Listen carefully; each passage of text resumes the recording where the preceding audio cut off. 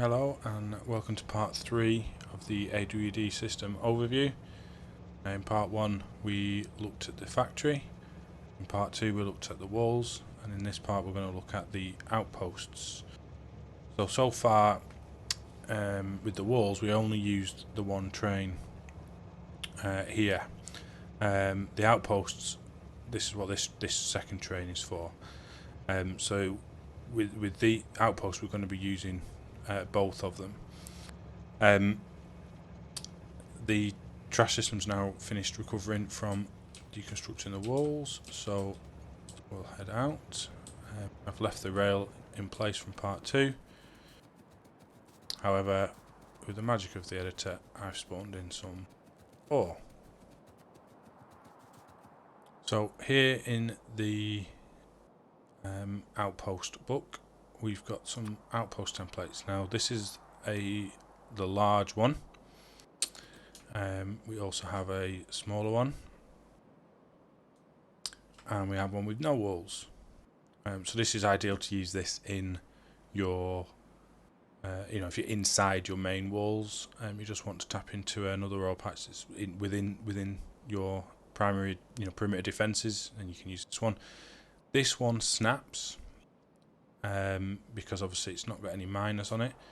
The other two are not snapped to allow you to try and position it so you can get the best coverage. As it happens for this one, I have constructed it in such a way where it will cover the patch. I put the ore down myself. Just before we build it, if you do use this, there's a little template here to help easily lay down some mines. I'm not sure what that red wire is there for. I will fix that in the blueprint. I'll make sure that's not there. Should not be there. But we've also got some others. So this is a fluid one, so it's just got the tanks, but obviously nothing in the middle. You can't pre-place the pump jacks, so that is something you have to do manually with these. There's a smaller fluid one, and again, no walls one. This no walls one has 3. If you can see them around the outside, they're 3 underground pipes as a good connection point. But we'll go back to this one, and this will go here. Now, as you can see, my bots have gone crazy with all the power poles and everything. We kind of need to try and make sure that they build these 2 stations. That should be calling that train. We'll just make sure it's getting there.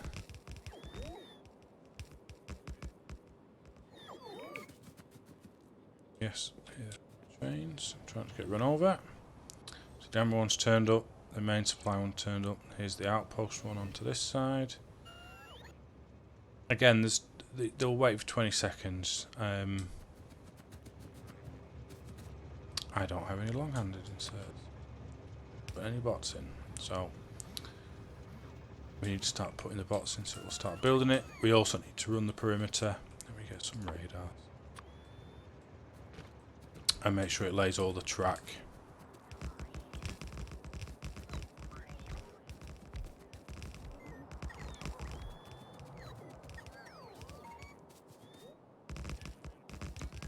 You can see why sometimes you run out of lights now.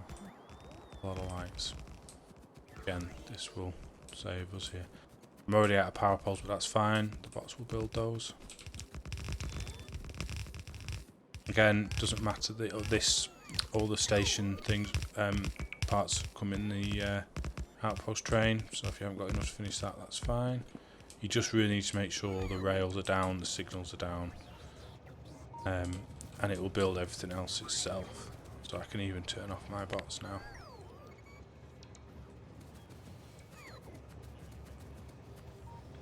And away it goes. So while that's building, now as you can see, it has put down a lot of extra belt. While it's in ghost mode, you can take those out. And again, don't worry, just something I shouldn't there. Again, and don't worry about the power. The power is connected to the miners via the station. Just watch out for that, because that one there will be powering that miner.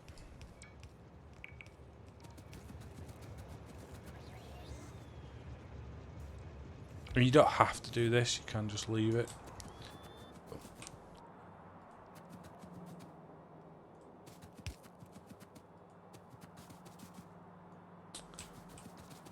So we'll start.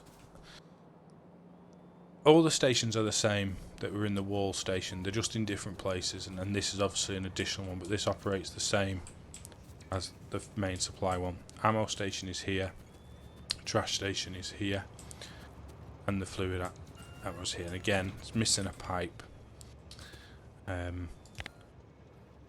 See if I can get.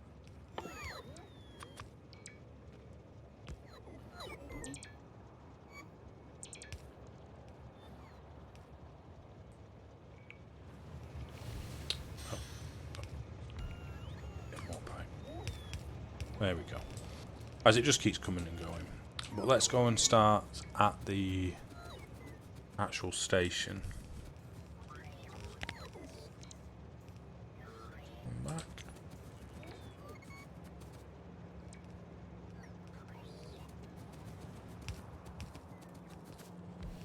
So this is the start here. So this is the acid train.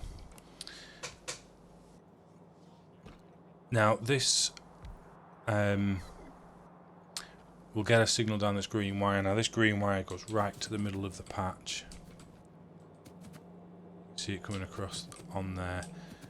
And if it detects that there's uranium, it will then kick this into life. And again, it works off fluid levels, so if it drops below a certain level, it will trigger the train to come again, but it's all automatic. So if you're not on a uranium patch, then it won't enable at all, it just sits there dormant. This is your main station now.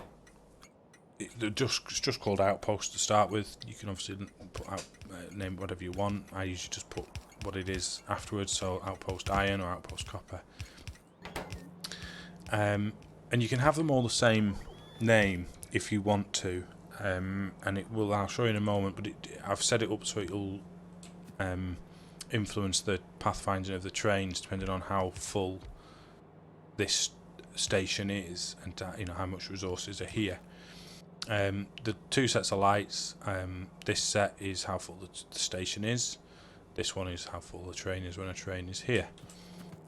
It will load the chests evenly, and there's a small amount of logic on there that does that. Artillery train, just the same. You can set number of minutes, 45. This 45 minutes is default, the same as the wall outposts. And this is the train path in here. So this is like just a little 2-train stacker.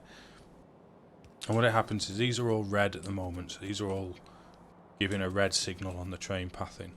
As the station fills, these will slowly start to go green the fuller it gets. So if we click on it, it's over 15,000, 40,000, 60,000. So as it fills, they'll go. It'll get a higher and higher priority on the train pathing. Now, I used this in some multiplayer games, and not everyone's a fan of this, and I understand why. If all the trains, if all the stations are running low, or it will also disable the station completely if there isn't a full load. So these are all set up for 2-4 trains, which is what I use. So if there isn't a full load for a 2-4 train, it will shut off completely. So it won't even, it'll disable it completely. And then when there's a load there, it'll enable, and then it'll start triggering up the lights. There are. It's not a perfect system. I like it, which is why I've built it this way. My counter argument for problems with it is, well, if you've got trains getting stuck because there's no available stations, or all your trains are running to one station which is low, so again they're going back empty, then I think you've got other problems really than train pathing problems. You're just not producing enough ore. If that's the situation, you've not got enough outposts, you're not mining enough, you need to expand your mining. So that doesn't happen, because if you have enough mining and enough outposts, that's not going to be a problem. And if your trains are getting stuck, then you're consuming more than you're mining anyway, so that's ultimately your problem rather than this system. However, if you don't like this and you don't want to use this, I did build this. There's a little override here. If you turn this on when it has power, it will make all these green. It takes the system out. It also stops the station from disabling. So if you want to use, name them individually, so iron 1, iron 2, iron 3, and set 3 trains to go to each, and you'd rather the train wait here and in the stackers than go pathing for another outpost that's got more ore available, then that, by turning that on, that does that. Why have we not got power here? Okay. Let's help the bots. See if we can get power. There we go. So as you can now see, if I turn this off again, you can see it's gone back on. And this will have flashing red lights. It'll be disabled. Yeah, just see those there. So it's disabled. If we go and turn that on again,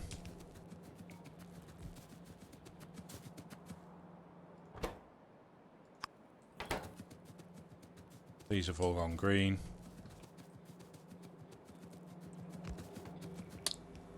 And that's not enabled. The bug, or have I missed something?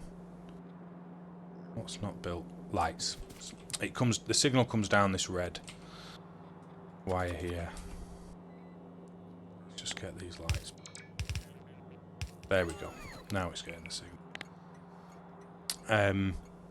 So yeah, now it just behaves like a normal outpost station. So you call that iron 1, set your 3 trains, and they will come and wait here. If the train's sat here trying to load, the other trains will just sit here and it'll behave like a normal outpost. I like the idea of just having maybe 5 or 6 trains, a load of outposts, and they'll always go to the one that's full. And if you overbuild the outposts, they're near enough always full. Or yes, sometimes you get more trains all going to one outpost if they're all leaving similar times. But again, if they're full enough, it will handle that. This will drop, the amount will drop down. These lights will trigger in, and then it'll go to another outpost that's it's got more in it. I've never really had a problem with it as long as you have enough outposts. And the idea with this is it makes it very easy to build them.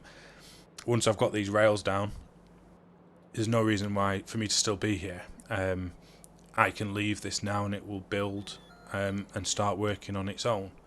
That's the whole idea behind it. Again, using the map view with your radars, you can keep coming in and checking it.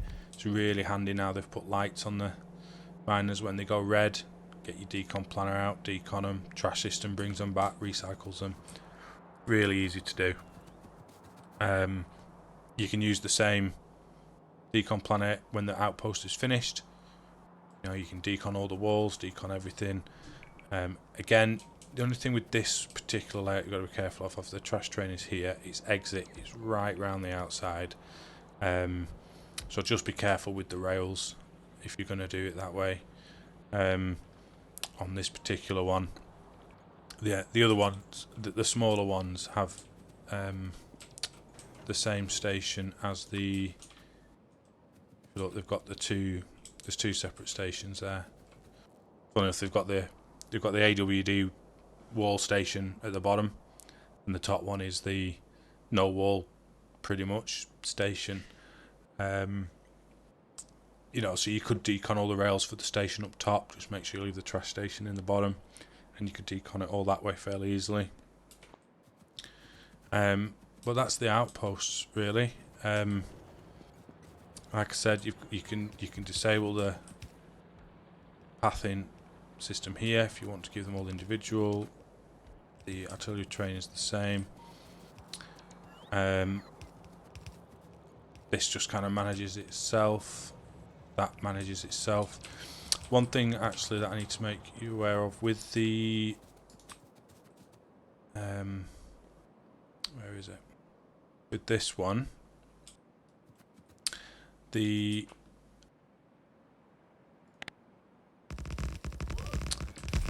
because I can't put if you're going to use this as a uranium outpost, you need to turn this on manually. So this is the acid station here. You just need to turn this on.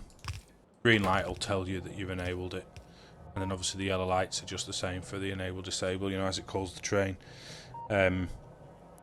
Just because, you know, there's no minus for me to create that auto link, so you just need to turn it on and off yourself. That's the only difference there.